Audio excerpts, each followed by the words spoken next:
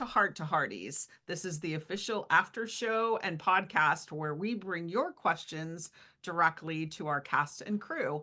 I'm Marg from San Diego. And I'm Dawn from North Carolina.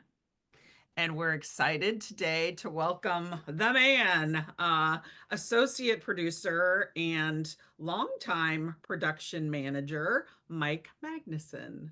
Thank you very much. Welcome. I'm So very glad to have grateful you, to Mike. be It's here. been a couple seasons since we've talked to you, I think. Could have been Yeah, season 11 navigating dual strikes. right, And exactly, last right. season we had a very busy season last season. So I'm sorry if I'm delinquent in showing up. Happy to No, be. no, no, not you, but and I know you're, careful during this season, so I love that we can just catch up now. So, um you have to be, I would imagine, among the last to leave the set after filming and the first to arrive.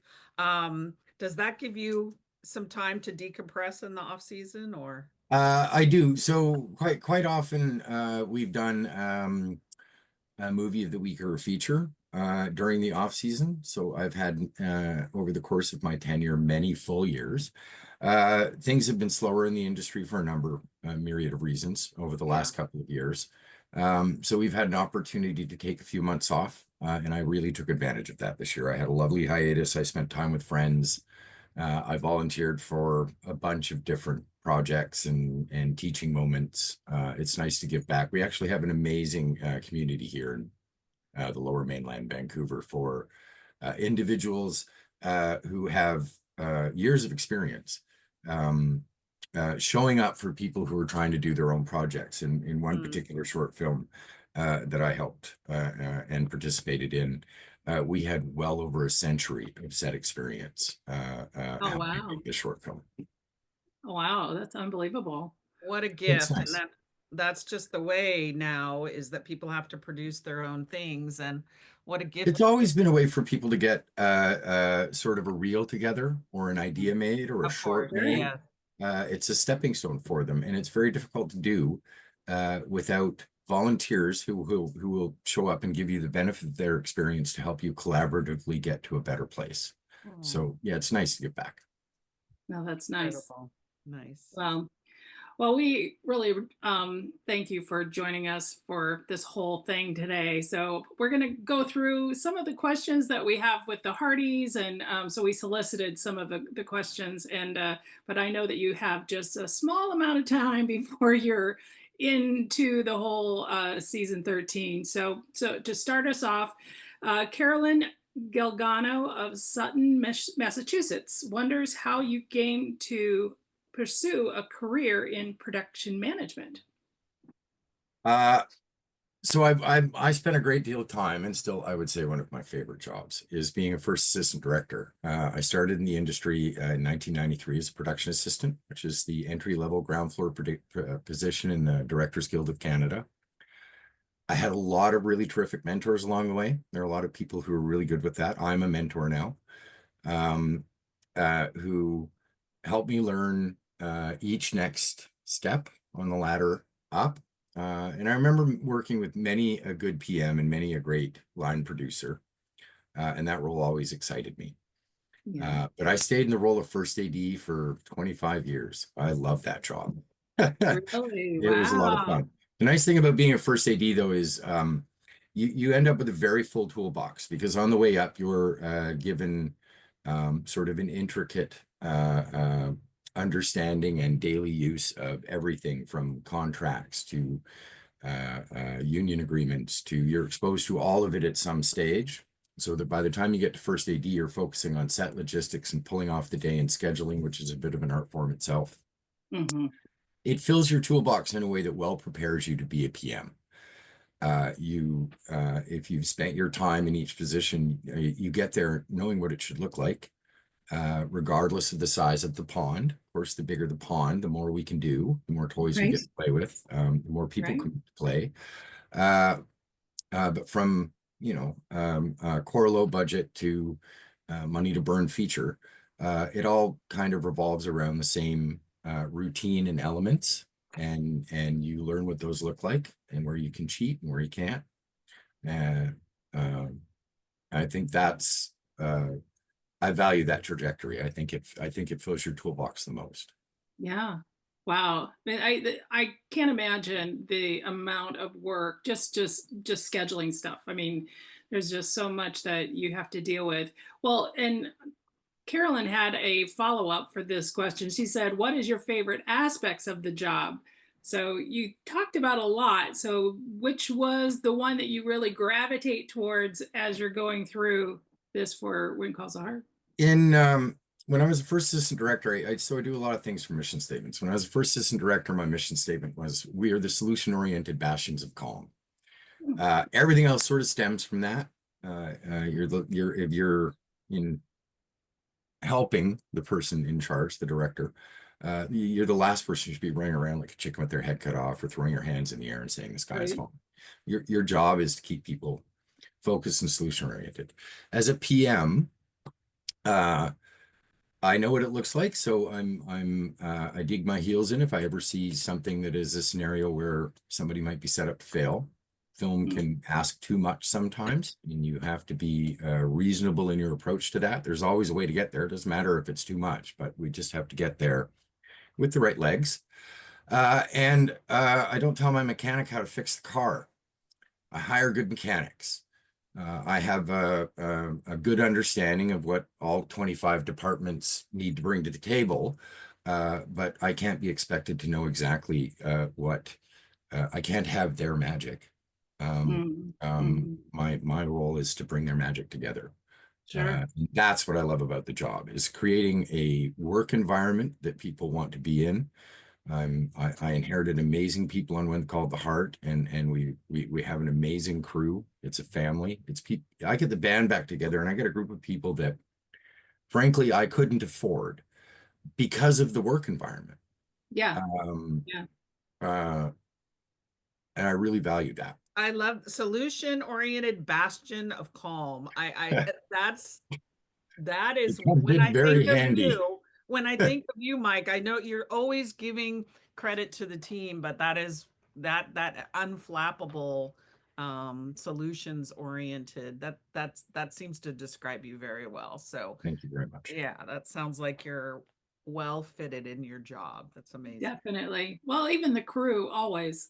Every time Always. we have a conversation, they go there, and I don't know if it's, it never really thought about the money at all. It's about the atmosphere that they are working, with people. And yeah, so every crew member that we've ever talked to, that's the same thing that we get over and over and over, season to season to season to season. Yep. But yeah, so We, your IMDb, it sounds like it says like it was like season 7 is the first time that you were a part of it. Is that true? that's when I upgraded to production manager. Oh, okay, I so started in you were season 5 there. as I started as a first AD. Okay, Gotcha. that makes sense. When I started on the show, we still had Lori Loughlin, who I love, Yeah. an I remember actress. that you did Yes. the And tour. she was doing another show. So we had to, with Hallmark series, so we had to schedule her 5 days consecutive. It was probably one of the greatest scheduling puzzles, scheduling for our ensemble cast back when we had, because we had Martin Cummins 5 days. We were sharing him with 2 shows. It was really a scheduling puzzle. It was, Wow. I remember fondly my first AD days. Well, I remember that you did some early in our HFR world. I think you did tours Yep. the first year that we had Yeah. tour people to do that. So yeah. I was Yes, kind I of think tickled you're a pink very because I popular was out tour there with guide, Mike. directors doing tours, and Right, Yes, you I exactly. were. Exactly. handle those guys. Exactly. Yeah, Those guys are all main acts, especially Peter DeLuise and Mike Roll. They're a bloody riot. exactly. So I Yeah. did my best. But No, no, you you were a did. It was very so good. popular tour guide. I was on your Yeah. tour one time, and Thanks. I think we were all riveted. So we have had an opportunity this season to talk to so many of the representatives of the 25 departments that you mentioned. Andrew, the cinematographer, Barbara in costumes, Sarah with a set design. And we were just blown away. I mean, the team really outdid themselves in season 12, the production team. Not that you don't every year, but it just once again brought to a new level, brought to a new level, brought to a new level. As you reflect on Yes. season 12, what are you proudest of? That we pulled it off. The whole thing in So composite. it's a show has to evolve, and there's no question that we went outside of our envelope in season 12 Mhm. um, to put some evolution into the show. We did a lot of Yes, bushwhacking. And we did some really signature stuff. I mean, Allie's party was really something. totally. The Gatsby event had a microscope on it from the beginning Mhm. because it was so different and a departure from, what we knew. And it was a big challenge from a set perspective. I mean, we had to create a section of Union City. Sorry, I'm just going to turn that off. Which was a challenge at the end of the street because we have our one town. So to create Union City, we did a bunch of false skinning at the end of our street around the judges, and we very carefully planned it to camera. We took the scene, walked through the beats where camera would need to be, what we would need to see, and then picked Sarah, our designer, up off the ground and said, "There, it's going to be okay. Figure it out." Um, Sure. Kind of a gun. This is where the heroics come in. She figured it Yeah. out. We got it built with construction um and painted, and at the same time we're transforming the church into the Gatsby party, which was another very complex set because the Gatsby party, as scripted, is a bunch of tiny moments that, and many of which happen in exchange glances and looks across a room, and it's all Yes. very wispy stuff and difficult to capture in camera and sell. So the Gatsby party, from the very inception of the set, had to cater to sort of, this sweeping planning that we were going to need to do when we got in there to deliver the sequence as it was scripted. And there was no question. It was one of the bigger sequences for the season. But season 12 was a constant challenge of moving from hey, that was a great miracle. Next. Yeah, exactly. Yeah. Yeah. And we have amazing Miracle people. upon miracle upon miracle. Yeah. Well, it's a testament to not saying no, I Yeah. think. Yeah. It's very easy to look at something and go, oh, golly, not sure we can do that. Mhm. But let's drill in first. So I mean, there are certain things that, jump out of the page and there's not in a million years. There's an easier way to accomplish that without given the size of our pond. But there are lots of other times where, we see things on the page and we're like, gosh, not too sure how we're going to accomplish that or get there, but let's dig in and see what that looks like. Comic book, another good example of that. Yes. Mhm. Yeah. Yeah. I mean, Mike Roll really outdid himself with that. Well, and then of course turning it over to the artists who created it. But The yeah, comic book is a very interesting generation because art is particular. The rights to art yes, are very well entrenched and right, can cost you a lot of money if you get it wrong.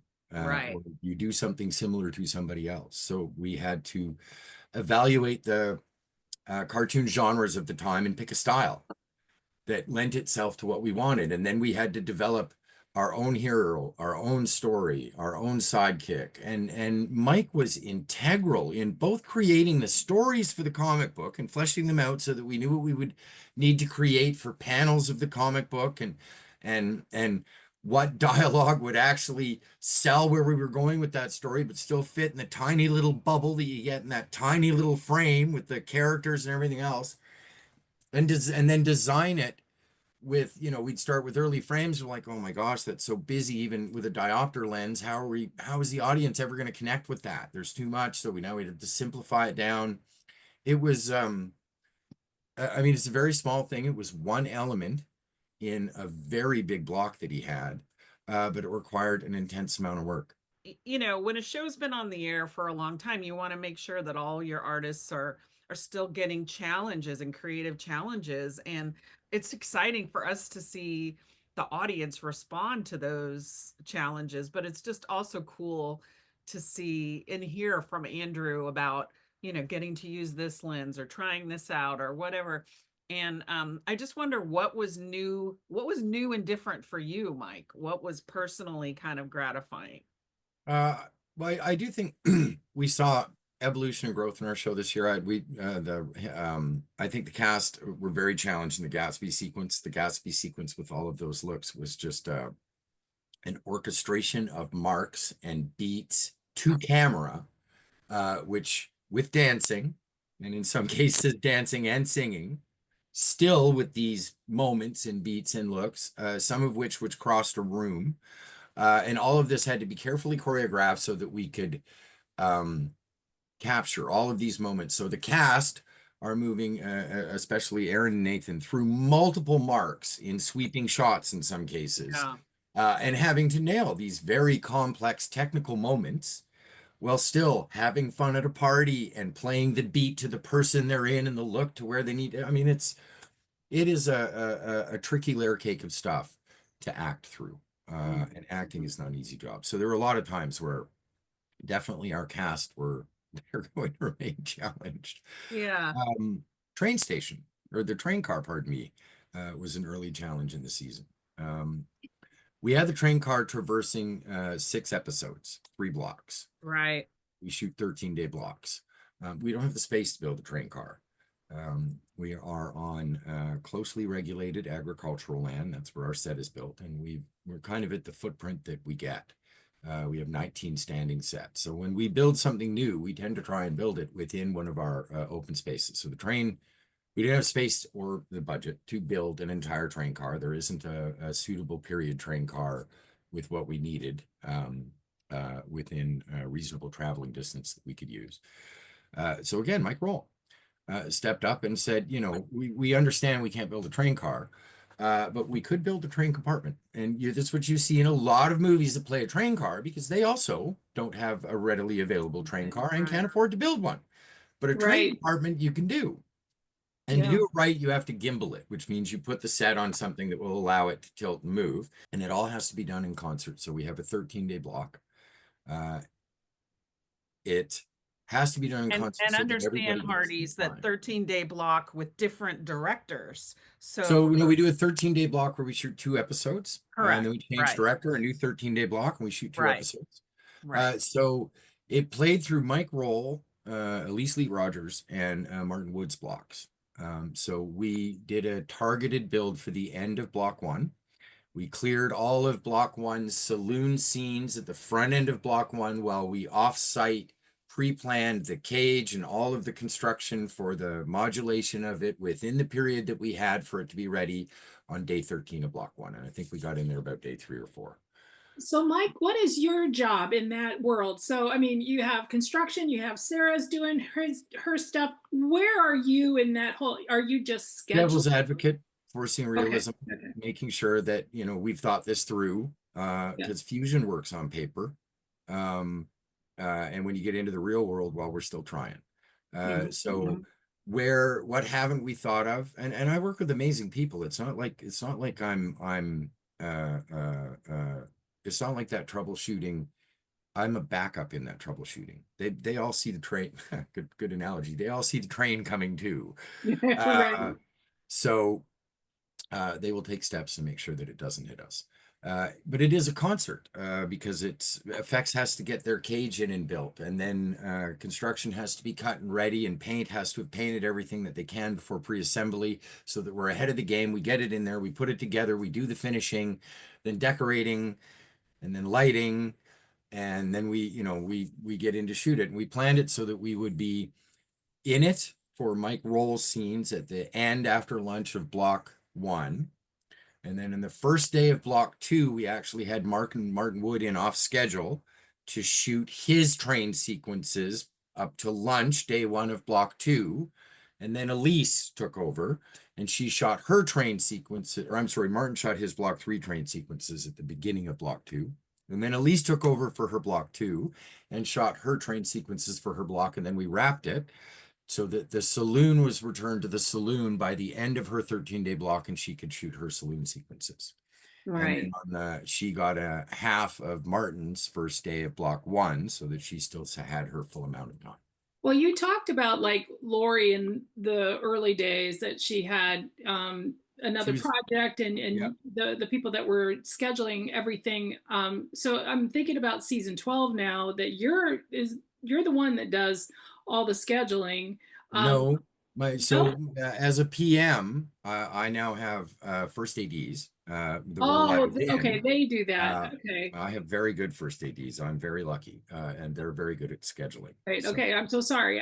no, I just wouldn't want to steal their fire. yeah, They hand me a schedule, and I'm fortunate enough that in looking at it, even with my many years of AD experience, I very rarely have to sure. say, Yeah. So "Help do this." you plot out anything or you just are like a supervisory position that, everyone comes to you? It's like, and you're just looking at it saying, okay, this is okay.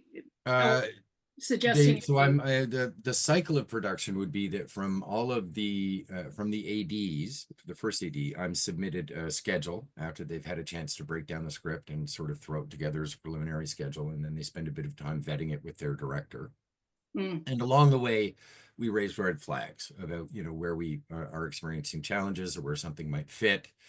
And it's a very complex process because in sure. conjunction with that, the first AD has to take into consideration where is the sun? If it's an exterior, are we not putting cast into hard sun full face? It's just not something that makes the DP's life easy. Um, when does the sun go down? Are we transitioning to a day night where we need day night? It's a very complex balance in the schedule. So I'm grateful to have good people doing that because when I get the schedule, even with my many years of experience, I'm able to look at it and I'm fortunate enough that I see, 99% of the time that it's all where it should be. And if it's too much somewhere, we generally are aware all along that it's too much somewhere, and we see what we can do to either get help from writers to take it back a little bit. We're 6.5 day episodic, so we're about as tight as it gets for episodic Sure. TV. Well, And talk then the about other lengthy. departments do budgets. Each budget line is fair. There's no question about that. We have the money we need to make the show. But say in an episode where we do a lot of bushwhacking and we're out in the fields and we're doing a lot of things, well, that episode is going to come with a greater cost in horses and wranglers and even stunt people. And we're not on our footprint. In the town, we have 5 kilometers of cable. It's laid under wire. We have an electrical grid. We can go anywhere in that 19 set footprint and have power and be, ready to go. When we move outside of town, we need additional people because now it's not all at arm's length. Things are now on the truck. The truck is now maybe a block away.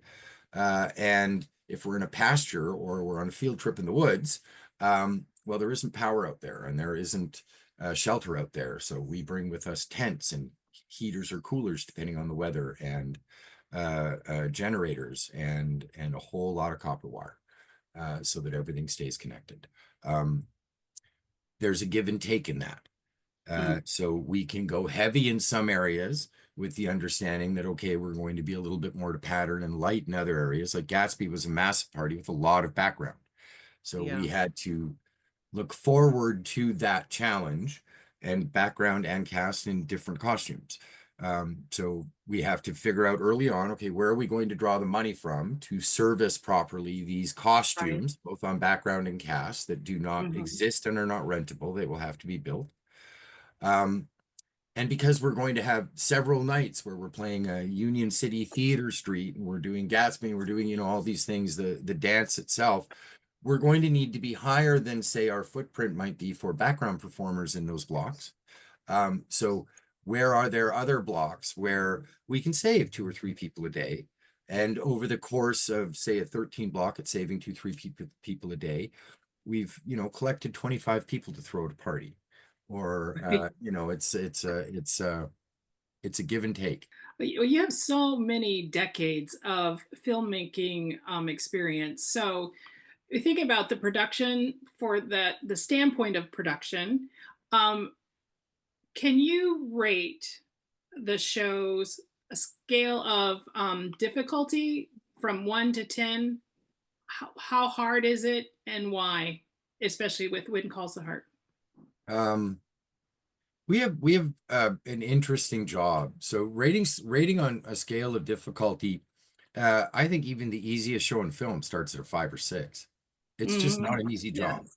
Yeah. Definitely. Yeah. It is an unusually high level of productivity. Mhm. In any given MOW, you're opening a script maybe 5 weeks to 3 weeks of prep from when you're going to be hitting the ground shooting it. And we do that with 13 days. I would say we're about an 8. I mean, we don't have so much money. If we had 17 to $25 million, that would easily make us a 10, but we don't. Right. Right. We're 6.5 day episodic. That's pretty challenging. We have 24 to 28 simulcast, depending on the year. We have 16 mains. Uh, um, that's very challenging. Just for Very. representation, that's very challenging. The writers have to write to that, and then we have to shoot to that. And you have to be careful. You don't want to be loading people into scenes just as window dressing so that they have a presence, because the cast are there to tell stories. And also, if you're loading scenes with cast just so that they have presence without story, that forces coverage at camera. We're 6.5 day episodic, so we don't have a lot of time to burn on window dressing. We want Mhm. to stay focused on story. So Sure. for writers, it's a challenge to write to that and keep it on story. Right. Uh, And then there's animals and well, children I was going to get there last. and So there's key an old cards. axiom in Yeah. film.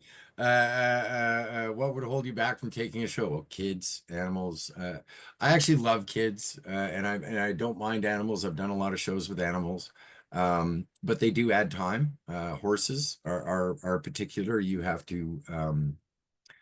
to work with an understanding of horses, and horses can be very dangerous. So you also have to have constant safety considerations when you're working around horses. It's not an unpredictable animal. We use Jamie Payton. Jamie Payton has shooters, as they're called, horses that don't phase easily. Uh, Mm. um, and it's a period piece. So everything that would fit what we're putting on camera is around 110 years old, roughly. Or we've had Mhm. to make it look like that. And it's not like you can fake a Model T. Those suckers are 110 to 115 years old, and never designed to last this long, nor designed to be driven the way we drive them on a film set. Mhm. They're designed for a 30-minute trip into town and then to cool down for an hour. And Oh. maybe another, hour trip back because you're going to take the scenic route. They're not designed to be driven for 12 hours a day, Mhm. um, which is what we do on occasion. Right. Right. So Wow. yes, our show isn't easy. Um, I can't think of anything I'd rather do though, and I'm so grateful to be there. So even if it was a 10, I'd be happy to get up every morning and Oh, do it. definitely. So the one in your degree of difficulty, you didn't address Vancouver weather. Um, but when Plunkett of Brisbane, Australia, wants to hear about the contingencies you have in place if the weather should shift and you can't, it doesn't cooperate with the scene that you're shooting that day. And we heard about that this season, that there were definitely some This is why we're lovingly called when calls the start in some circles. Is we endeavor every year to start a little bit earlier to get ourselves out of that November weather, because boy, it sure turns in the last week of October. And if we could just get out of the gate, Yeah. last week of June, first week of July, we'd avoid some of that. And again, like true farmers, this might be our year. We'll see. Um, you're looking at the Ooh. almanac and it looks good, Mike. Is that what you're saying? Well, I'm hopeful a little bit of an earlier start gets us out of that weather. It's tough on Okay. cast, and we had a particular challenge in season 12. So yes, weather is a thing when we have exteriors and stuff like that. We do try and schedule them with what we call weather cover, so that it's not at the end of the schedule where you get what you're dealt. You try and front end that stuff. You try and put some interiors in between it so that, and we keep an eye on it as we're shooting. So it's not like the night before we're like, oh, gee, that's a big surprise. How did that happen? We have forecasts now that go 14 days ahead. So Mhm. we can really see this train coming our way and get out of its way. And Mhm. in most cases, that's doable. In some cases, you have to roll the dice, and then weather karma is the thing. So directors and first ADs, weather karma is a thing, much like the suspicious side of the sports world in film. There are people who have weather karma and don't. We're pretty fortunate with our group for weather karma because boy, do we get lucky sometimes. And when we don't, you see it. I mean, we had one block this season where we had the band out there and they're playing, and it was the weather didn't cooperate that day, and you kind of felt it in the sequence. And we didn't have a good pivot to move inside, but that's sort of a rare occurrence. Most of the time, we're able to figure it out, or we're able to, quickly pivot, say, well, gee, this used to take place in the street until this started, so now it's on the boardwalk undercover. Right, absolutely. Shay Van Vuren of Manchester, Michigan wants to know, do you prefer working on a live set like Jamestown, or would you rather be on a big sound stage? I've done both. A soundstage comes with many comforts. There's no question about that. I don't know how our show would fit in a soundstage. That would be a challenge because I think one of the things that makes it nice is that we're able to get some big open sky, and we're able to see Yeah. trees and fields in the distance, and there's a flavor there that it would be a much smaller postage stamp if we were in a studio location. We have 19 standing sets over a city block worth of buildings. We run horses and we know everything. So again, not typical soundstage stuff. That would be challenging. Yeah. I love Jamestown. I mean, it was never built to last a decade. So we're always fixing it. Every year we come in and we make a building stronger, and we look ahead at where we might be getting weak, so that we're always working with safe sets. We have a set here in town that even I worked on westerns like Dead Man's Gun, a couple of others, called Border Town, that has not been attended to by either the municipality or the original owners, and it's now a defunct set. So we don't really have a good Western town here in Vancouver anymore as a set. You have to go to Alberta for that, and that's a loss. Yeah.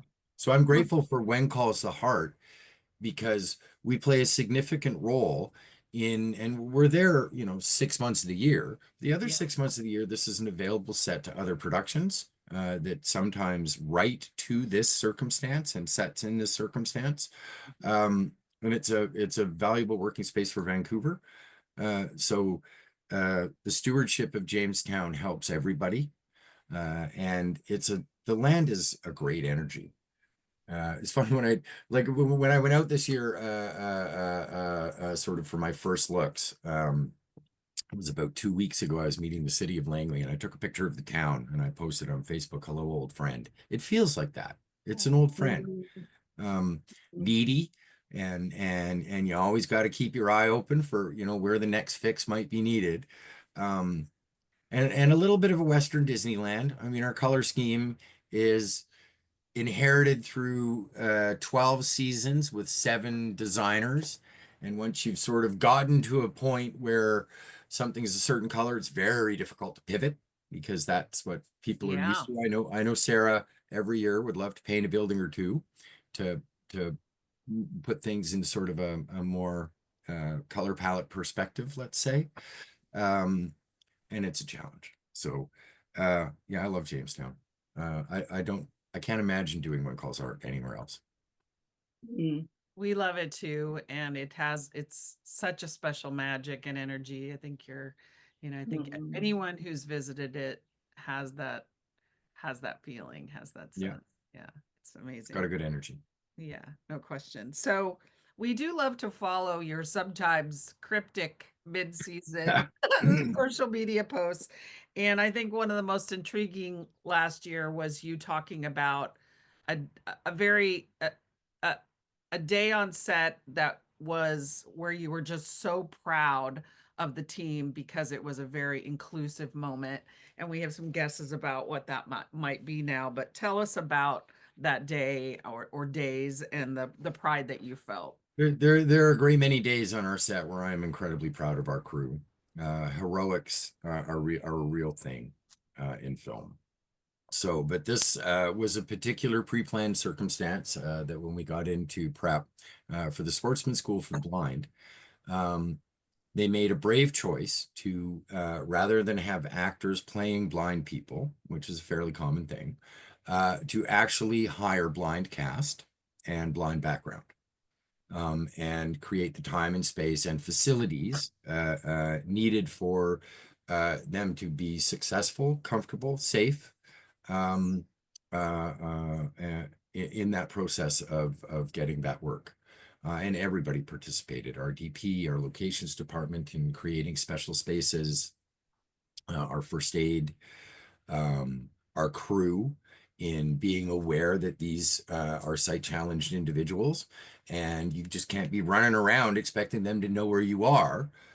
So there are, some circumstances, changes to the circumstances of the routine on set now, so that we can accommodate safe movement for these individuals. And, it was really nice. It was an all-in effort from the very beginning, from executives and Hallmark and our director, Siobhan Devine, and the crew loved it. And it was just a nice thing to do. I like seeing people who don't always get representation equally in our industry be given an opportunity for that. And it's a rare thing for that to come up. So for that circumstance to be come up and be handled so gracefully and delivered so well by One Calls the Heart, I was very proud of our team for that. Very Yeah, special. it was. Yeah, just, and you knew that they have that situation, in the show. It's just, it was a beautiful, beautiful scene throughout that whole episode. So there was some scenes this year, well, being season 12, that was like outside. So you have the calf roping and you have a kidnap situation. So who Yeah. does all of the scouting of where you need to film in that area? Because, like you said, there's no electricity in those areas, things like that. We talked about with Andrew Coppin about that as well. So A good sized property. So yeah. you kind of have the footprint of the town out to the row houses with fields around that. I think everybody knows what that looks like. The Mhm. area around the cabin is sort of old, dark, dense wood forest. It has a much different look than the cottonwoods, which were out beyond the fields. Right. Right. And the cottonwoods are particular in their own right because they were planted originally for harvesting, but the mill closed just as they reached maturity. So they're in very distinct rows. So if you're not shooting them just right, you feel that, and it doesn't feel like a real forest. So you have to shoot it a particular way. Our directors do a lot of walking around on their own because they know the Mm. property. And they have in mind what they would like for a particular sequence and what sort of, they're looking at. So they do a lot of wandering around alone, thinking about, okay, this is what I'm envisioning this as, and I'm going to have Rosemary and Lee pop up over there. I'm going to need some bushes for them to pop up behind, and I have Lee here, and they Mike Roll with the Goldie Trail. I mean, we scouted all of these areas extensively, but they did a lot of walking on their own. And then we bring in the director of photography, the designer, myself, the first AD, and we go out there and we say, okay, this is what I'm thinking for this. And the lovely thing about this is if we French reverse behind me here, that's a whole other different part of forest. We do a lot of French reversing, try and find places where we have, hey, this fork in the road, I can ride them out that way. Then I can ride them right back if I just march in a foot because it looks different. And then I can turn the camera around and there's my fork in the road where we're going to find her ribbon on the bush. Right. Right. And that amalgamation of sets so that we can do a bunch of different, what looks like a bunch of different locations, but out of sort of one little logistic footprint, Yeah. comes from their shot planning and preparation, and then bringing us into the loop on what they have envisioned. And most of the time us saying, oh yeah, we can make that work. And Hmm. once in a while saying, so there's this. We Yeah. Yeah. keep thinking about it. Yeah. Yeah. Okay. So we have an orchestra. Are you the conductor? Uh, no. Um, I kind of think of myself as a traffic cop. You know, that guy like in some big European intersections and stuff, you have that guy standing on the pedestal and he's pointing and there's just surrounded by people and cars. I'm more like that. I wouldn't say I conduct because everybody knows exactly, they know what the song is and they know what No. instrument they're playing and they know exactly what they're doing. They don't Mhm. need somebody to uh, cue them, direct them. Mhm. They need somebody to be available should they need support, to set them up for success from the beginning. I'm fortunate to have a team of people like that who, in their field, have a depth of creativity and intelligence and experience, and given the right tools and collaboration, can make things you would never believe possible happen. Mhm. So, Mhm. um, I'm not sure conducting is the right word. Mhm. I may orchestrate, but more like a traffic cop. Mhm. Makes sense. Makes sense. So going forward, we have officially a new showrunner, Joy Gregory, and she's going to do season 13. So what is your impression? As you worked with her part of season 12, I mean, what are you finding compelling about her leadership? I like Joy a great deal, a great deal.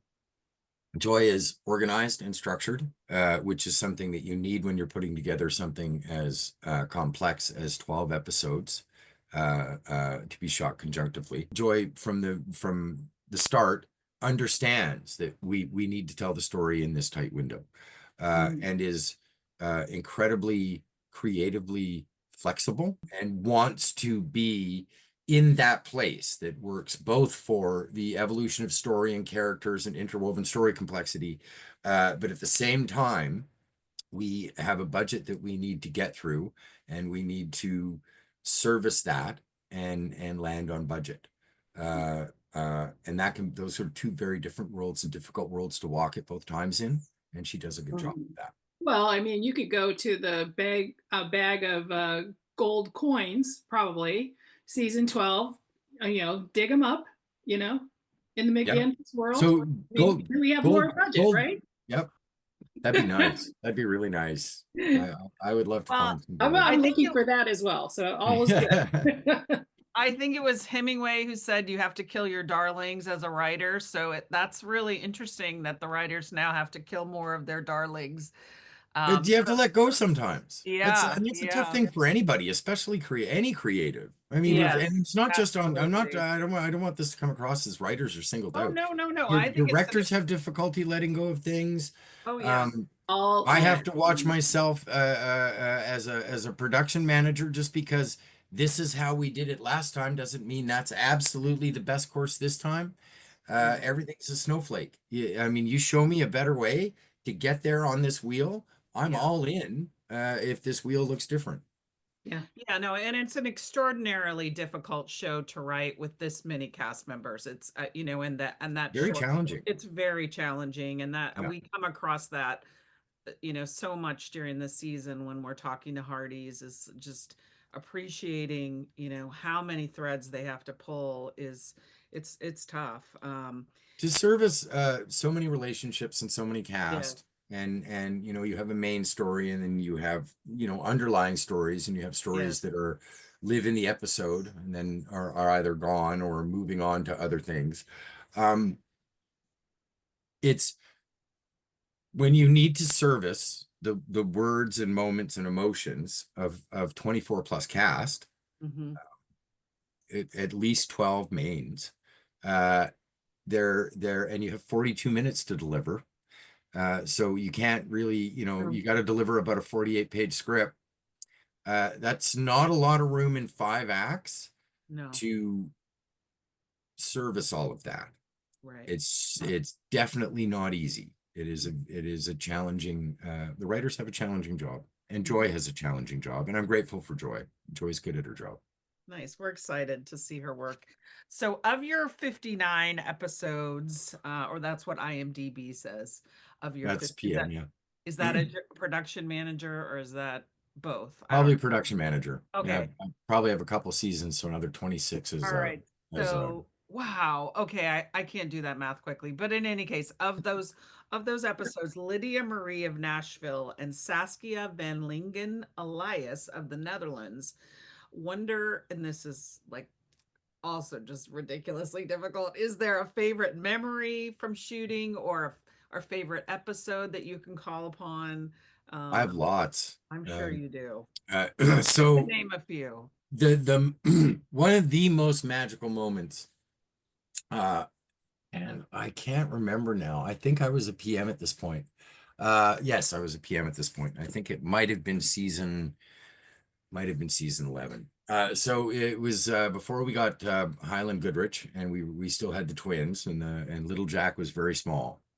And it was this Christmas scene in the row houses with Aaron Mhm. holding little Jack, Oh, and the scripted piece was she's singing him to sleep, singing him Silent Night.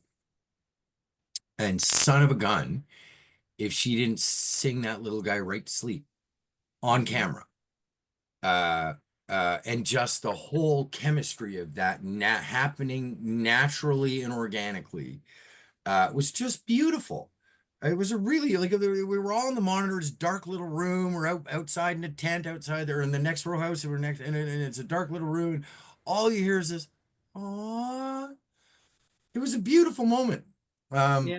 that was a magical moment. I think the balloon stuff worked out really cool when we did the balloon stuff. hot air balloon? Yeah, because of course they're not in a hot air balloon. They're in a Right. basket that's being hung off a telehandler crane. And it's been a real process to get, it down, them in it, it up. There's safety meetings. It's not like it's surrounded by things that bolster a romantic moment. Um, but when you watch it, those two are in a hot air balloon. Hmm. And their performances, their the wonder, they sell it. Uh, the hot springs. So there's a moment in the Totally. hot springs where Jack Wagner, full arms back, falls back into the hot springs, and Jack, he was like, "This is what I'm doing." And I was like, "Oh gosh, there's just no way in a million years. This is one of those moments where I will be asking for forgiveness and not permission because the answer will be no." And you don't tell Jack no. Um, and so and it said, absolutely, we'll back you on doing it, but we're going to rehearse the crap out of it so that we know when you fall in, because he's a tall guy, and Right. you're going to do a spread eagle fall. You're going to have to land that just right so that you don't strike your head, you don't strike an arm, so that I don't kill TV's Jack Wagner. That cannot occur. So he did. He was very gracious. He with our stunt coordinator, he did a fall back into a mat. He might have done it 4 times Oh, until we were wow. certain that he had his control and he was going to fall back the same way. And then we put him in front of the water and held our breath, and Jack nailed it. Uh, Yeah. so yeah, that was a really cute shot. It So good. Really It fun was. shot. So Yeah. there are a great many moments, magical Mm, moments on One Calls a Heart. yeah. It's a lot of I don't fun. know if you saw it, but the cast got together for the first episode that season, and there was this eruption of cheers when Jack's big moment, his nesty plunge happened. It was just sweet. Yeah, It was. It amazing was. that And he that's pulled that that's off. that's one of those things that, he said, this is the way I'm doing it. I'm Nice, doing it big. nice. I love Jack. Yeah, he did. Yeah. He did a great job. Yeah, And he didn't put up a fight on because nobody wants to fall into a mat 4 or 5 times to get it right.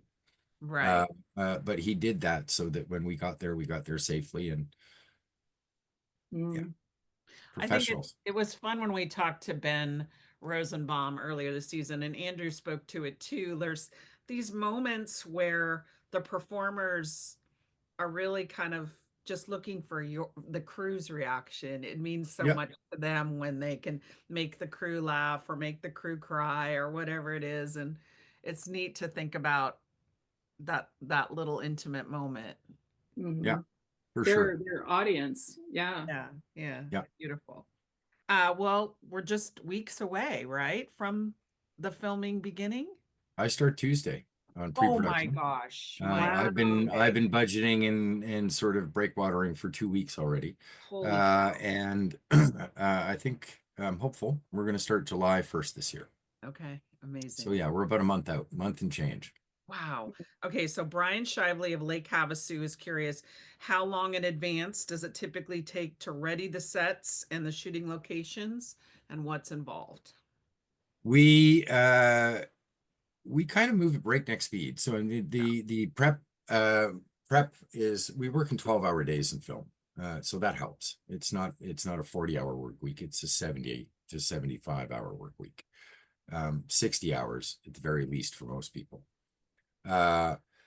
We land 4 weeks ahead with construction on site. And we do an initial walkthrough. We take a look at all the buildings. Year after year, the buildings were never, you don't build these. We inherited a lot of these buildings, and a lot of these buildings were never built to be around for over a decade. So one year we replaced the entire front of the judges right down to the ground and the facades. Oh, Another year we replaced and reinforced the back wall of the jail because the gable had come through it. It's right next to a pond. It's farmland, pasture land, and if you're not constantly checking the buildings for structure and safety, they will surprise you. We've done it's up to code and passes inspections every year. But a great deal of work goes into making sure that it not only does that and remains safe, but also that we're inserting longevity into its lifespan. Set deck starts about 2 weeks out, and they literally load in the town about 80% of it in sweet. 10 days. And that's going from empty shell buildings to the Mercantile with 10,000 different things in it, fully dressed. And then we catch up for about 2 days of camera. So we find out very early on where are we starting and where are we not seeing. So if we're not going to be in the library and if we're on the street, we don't see easily into the library or Lucas's office. If those sets don't play early, then they'll dress all the other sets and they'll leave a couple of sets so that while we're in that first week at camera, they're catching up and still working on those. Gotcha. Okay. And then we have an electrical load in that's 8 days prior to camera, and that's because we have 5 kilometers of buried wire, because we have horses and Model Ts and things that would be very unforgiving to power carrying cables. So they all go underground around the site. And we have 4 lighting grids that they put together and set up. Grips get a week. And Greens is there kind of from the beginning, day by day, knocking things down for us. It's a bit of a jungle out there. And then adding the summer sort of spread to the town. That takes a couple of weeks. Wow. So yeah, a month. For a month. So a month out, how I would imagine you have a season arc from the writers, or some kind of how many scripts do you actually have in hand? So in the beginning, Yeah. we have, so we've been given a heads up from our writers on anything big or upcoming, Okay. because we have to budget prior to landing. Right. So we haggle, frankly. We would love to have this, and this, and we're like, well, Yeah. we could do this, and this. Do you really need this? Could it be that? And we sort of land in a place where we're like, okay, we could probably manage that load. Carry on right away. So much to look forward to for sure for season It's a lot of fun. 17. But yeah, so we just announced that Hearties Family Reunion just sold out today. Oh, So great. we are, looking forward to seeing you, and you're part of the point person that we talked to, you and Vicky. So as your team prepares for a lot of, hundreds of fans going to and descending into Hope Valley, what are some of the special touches that you add for us for that day? And everyone is always about that full day. I mean, Yeah, it is just a magical day. it is special. The Hardy's event's special. There's no question. It, it would not be what it is without Patty Richardson Bird. Patty is, she's amazing. She is a machine when it comes to organizing this kind of thing, and the little touches and thoughtfulness that she inserts all over the place. Mhm. Um, she works very hard to make it successful. So we follow Patty's lead. We make sure that the town is ready. We certainly strike anything or hide anything that would be giving away news story for next year. Like last year, the hazelnut factory, we took that apart, and it was basically Oh just no. Oh, it yeah, was just right. 4 posts, and it looked like it could have been a tent between the gas station and the paint shack, but it didn't scream There you go. hazelnut factory. Um, so every year we do a bit of that. We hide what might be giving away story in the season we're in, and in a lot of cases we have we have wonderful people. So set deck will swap it out with things that are nostalgic. Mm, So you'll go in there and you'll see, in the infirmary, a card from season 7 when somebody was hurt, or there's Yeah. lots of little beats. In the saloon, they'll put the shingle back on the wall, the piece of wood. There's lots of little, where they have to hide what's happening now, they will often replace it with something that will, like, the people in the know will be like, oh, I know what that is. That's yeah, from the yeah. past season. Hmm. And that kind of flavor is pretty cool. Yeah. And then we get a good group out there. Again, most of which Patty is responsible for. The band that's out there, the Mounties that come, the little tables and things you can interact with. That's all the McKinnises and Patty Richardson Bird. We show up to make sure it's safe Hmm. and to make sure that everybody has a good time. And also it's nice to have some people who, work there on a regular basis to share stories. That's Yeah. always Yeah, definitely. Well, this year we are, you know, we'll be we'll be missing one person. And yeah. in Hardy's family reunion, he was the one that part of transportation. We're talking about Nate. Yeah.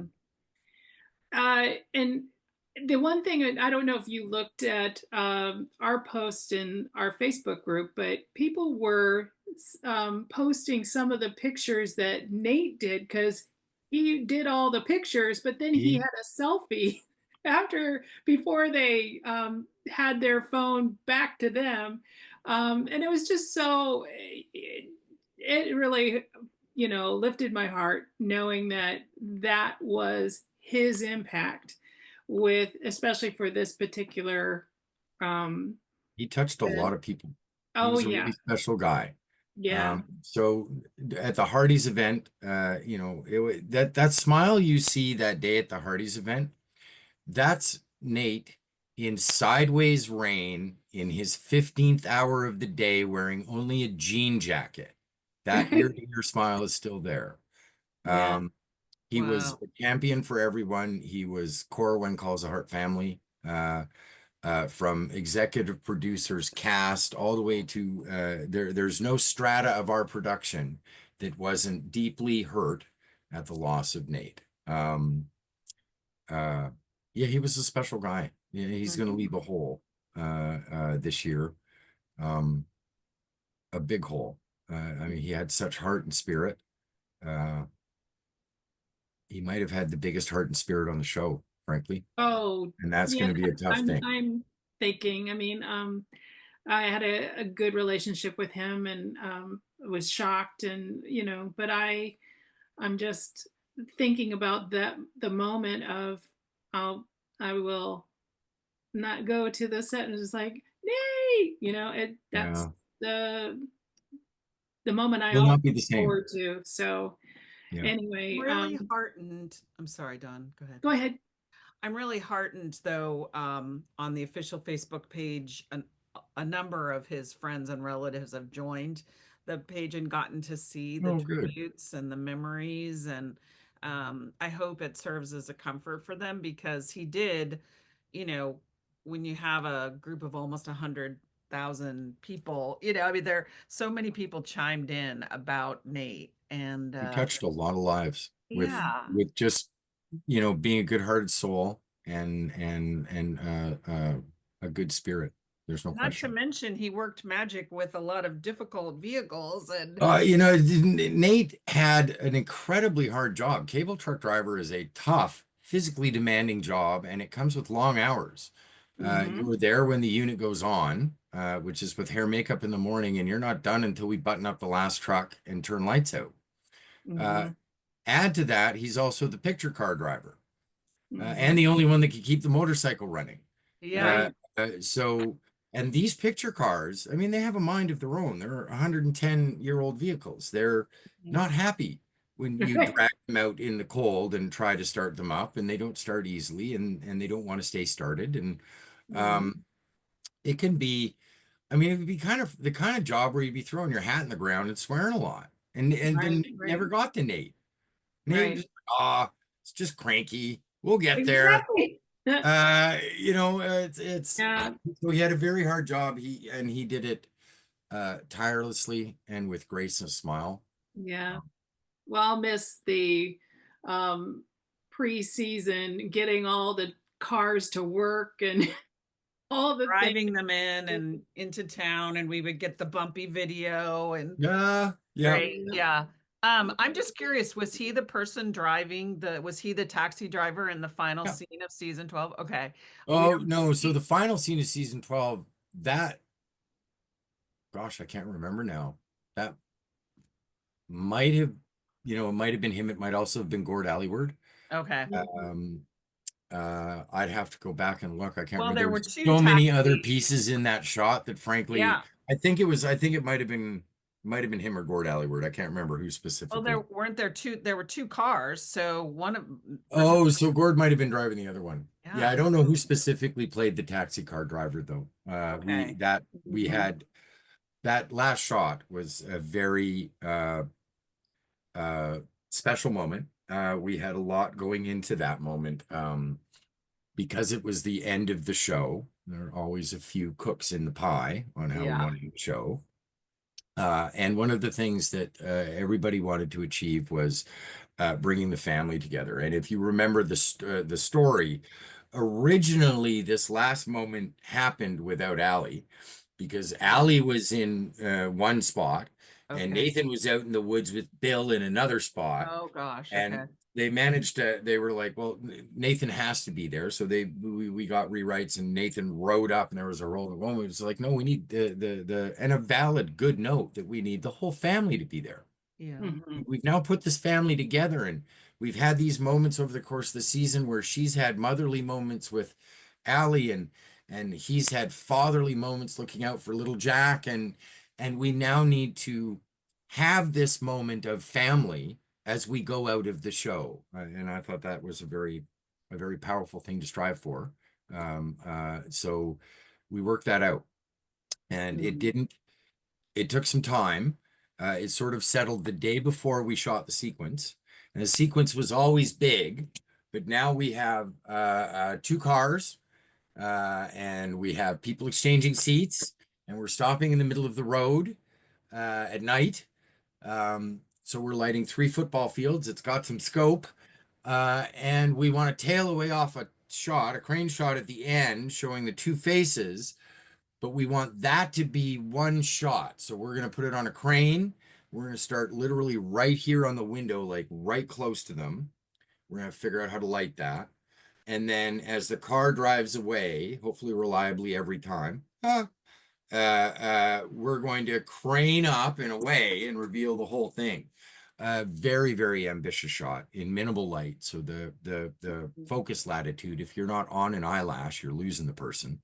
Um, Technically challenging from all directions, and then really beautifully executed on the day.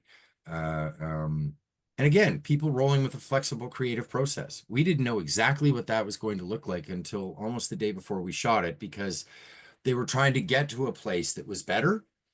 But to do that, we had to bend story a little bit because Allie wasn't in a position to be part of this ride. And so we had to figure that out getting there. And it's like I say, there's heroics on the journey to get to Mhm. that good spot. Yeah. That's what they look like, I guess. In Yeah. my own mind, in addition to the gorgeous layers of that for Elizabeth and Nathan and Allie and Jack and all of the beauty of the family coming together. I'm just going to think of that being Nate's last scene with us too, His because farewell, yeah. part of the family Yeah. and the heroics. So very Mhm. beautiful. Well, actually, this is a good segue to the next question about, what kind of storylines that you are looking for or rooting for season 13. Do you have any kind of pre-concept? I know that you have some. I think it would be a lot of fun if everybody went to Hawaii. Oh yeah, And we shot in Hawaii. Because that just sounds like fun. No, Michael, stop. I'm totally kidding, of course. Totally kidding, of course. Throwing us off. I leave that to the writers. I kind of love the evolution of the show. And I like to see where it's going. I think we've seen some good growth. I think Martin Cummins' character Henry is sort of coming out of he's been on a redemption arc for too long. Yeah. So I think they're sorting him out Yeah. and giving him some meat and potatoes to work with and move forward. Oh, I am hoping for sure. Yeah. Yeah. And Martin's such a good actor. Oh my gosh. Yeah. For him to have something to dig his teeth into would really be great. Yeah. Allie, her relationship is growing. I mean, we saw a little bit of that with the love triangle with Oliver and the pretty boy last season. Pretty boy. I mean, that was good stuff. It was Yeah. great. Hickam and May. Hickam and May, I mean, they've got verve. They've got, both emotional depth and they can be funny. They have good comedic timing. And they have chemistry that plays well. They have a tinge of that Lee and Rosemary magic blossoming in their relationship. That is a good. So I would love to see where that goes. I've been doing the show for a very long time, and I'm always surprised and genuinely thrilled by the stories. I don't give a lot of forethought as to where I'd like the show to go, because that's not my job. My job is to find out where they'd like to go and to get them there. Yeah. Yeah. No. Well, we're excited to get there in September. Oh boy, I can't wait. Into Hope Valley, and we just appreciate, we throw a lot of things at you for the Hearties family reunion. And last minute, like, oh, we have somebody who's breastfeeding, how do we accommodate that? And there's always a lot of last minute logistics, and you are what is it, the bastion of calm, Solution-oriented bastion of calm. Thank you. So we appreciate it, and we will just be keeping the whole production team very close to our hearts. You're never far from our minds, believe me. As you start season 13, we just can't wait to see what you do next, because you just seem to keep topping yourself. So, and so much of that is because of your work. So we get there together. I am blessed with an exceptional group of people, performers and creators, and they work very hard. And it shows. Well, you're a big part of that together. So thank you. You set the tone, and we know it, and so we appreciate it. So yeah, definitely. Thank you, Mike. Thank you. This has been a lot of fun. Okay. Yes, it was. Yeah. Hearties, make sure you comment below. So we're really thinking about, what are you anticipating for season 13? I mean, it's almost there. Meaning they're filming kind of thing, but we don't know about when it will what's the word, broadcast air, right? Yeah, exactly. So they got out a little early this year, so we'll see. Maybe they'll do that again. We're multi-platform, so that might have something to do with it now. Yeah, that's right. So anyway, we want to hear from you guys. So that's all for now, and this is Heart to Hearties.